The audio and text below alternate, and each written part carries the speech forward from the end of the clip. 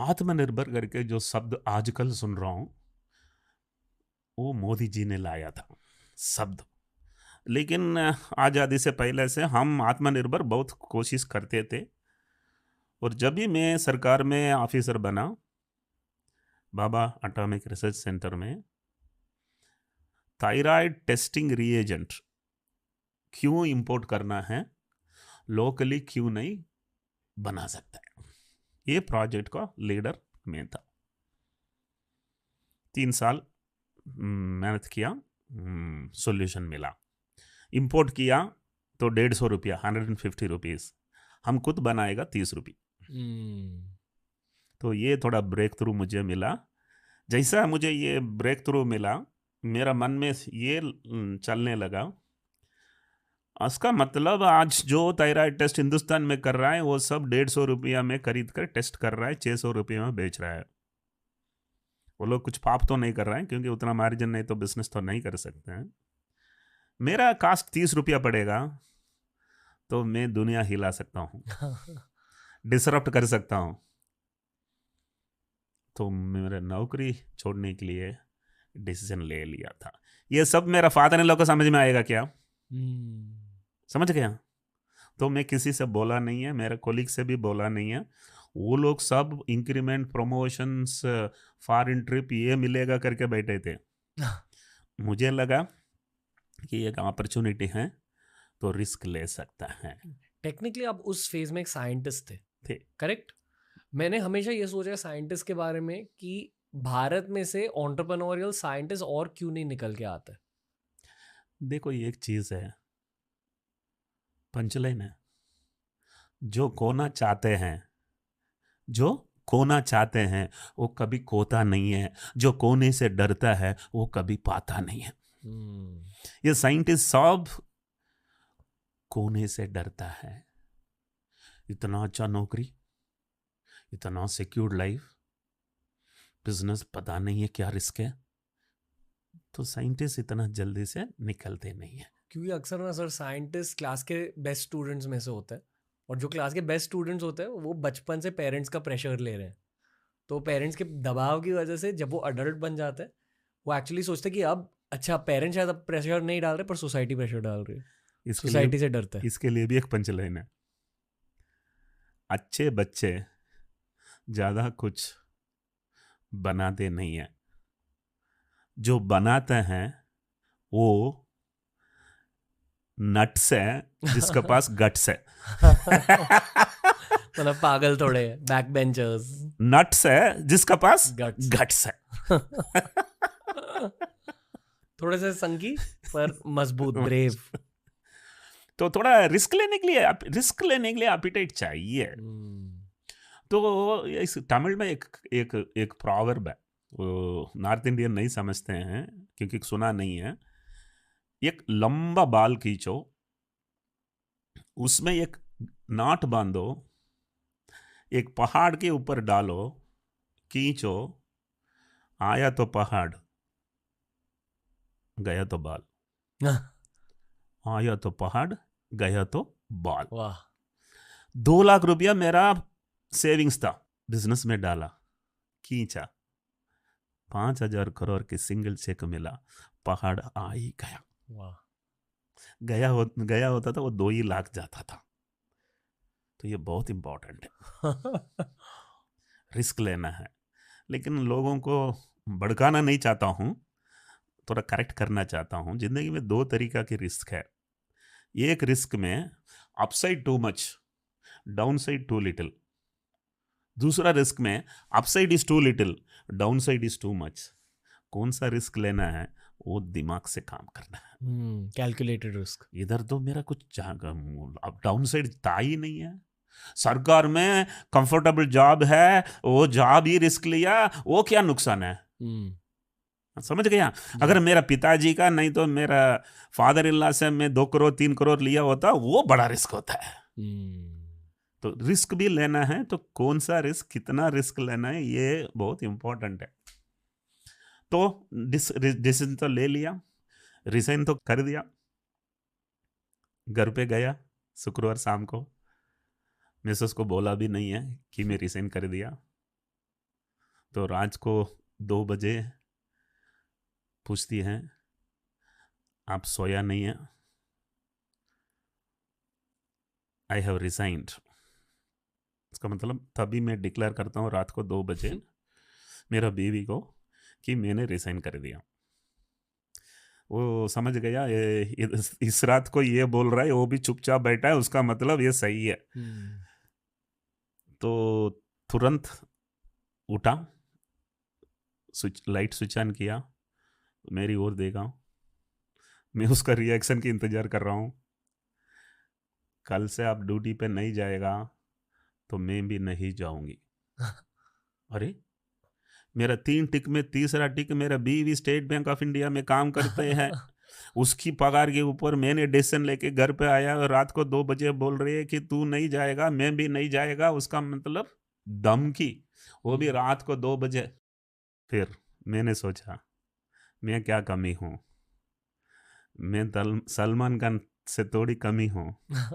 एक बार मैं डिसीजन लेता हूँ, फिर मैं खुद का भी नहीं सुनता हूँ।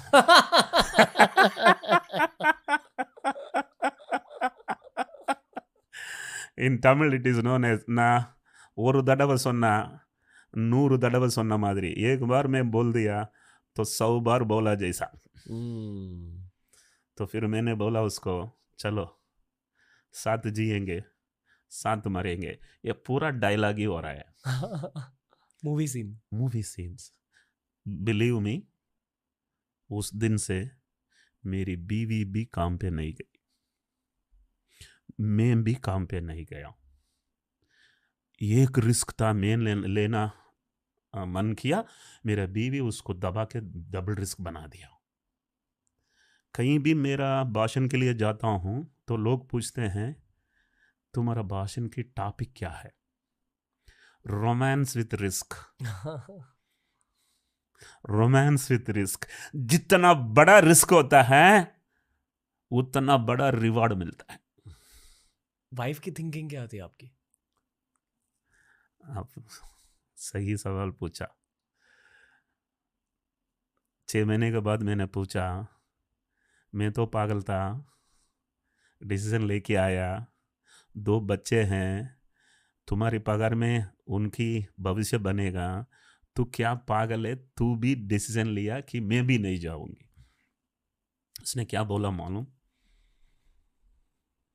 तुम्हें पता कि तुम जीतेगा, मुझे भी पता तू जीतेगा, लेकिन किसी को ये नहीं पता मेरे बिना तू नहीं जीतेगा।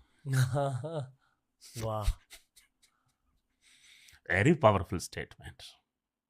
She knew that she can make me successful. I think by that time 10 साल हम साथ में थे, तो she has understood. ऊपर से उसको एक कॉन्फिडेंस था, वो बताता हूँ अभी।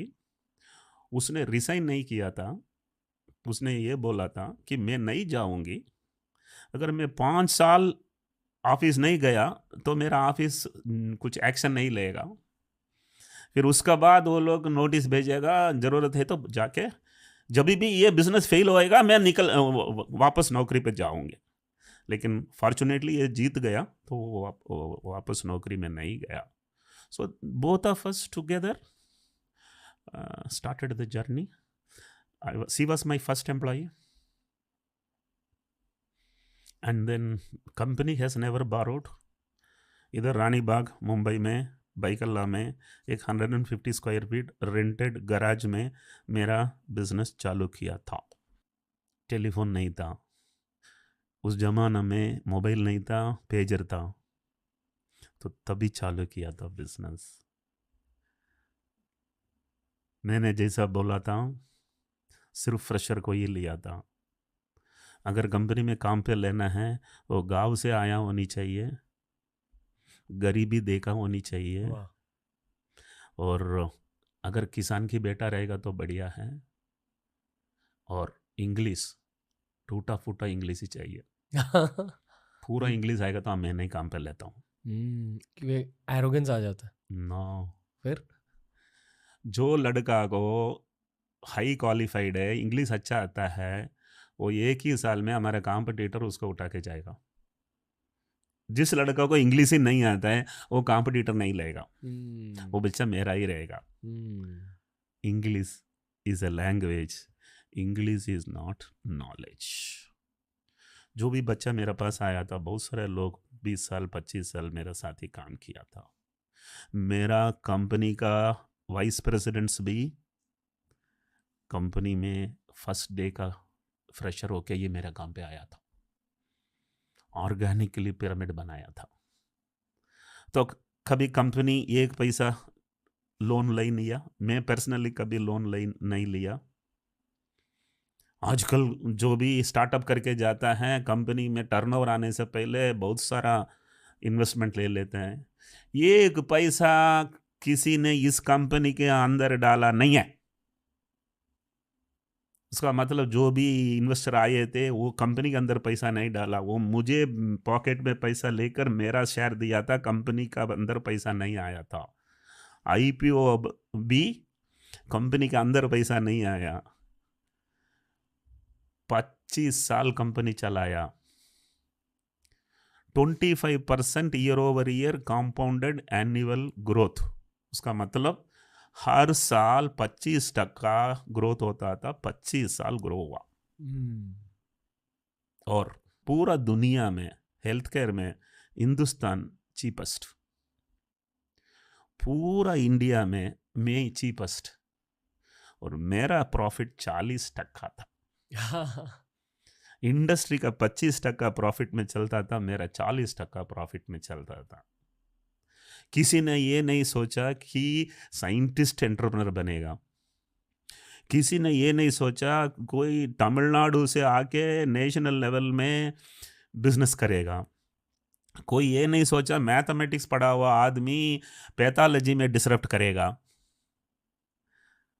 कोई ये भी नहीं सोचा था कि मद्रासी आके हिंदी में पूरा देश में अपना हुक्म चलाएगा। तो बहुत रंगीन एक जर्नी था, और किसी से डरता नहीं था, किसी से कॉपी नहीं किया। ओ मत करो जो पड़ोसी करता है, ओ मत करो जो पड़ोसी करता है, क्योंकि फिर आप वही होगा जो पड़ोसी हुआ है। Never copied anyone. तो खुद का ही स्टाइल में, खुद का ही मन में जो आया, मैं बहुत जिद्दी हूँ।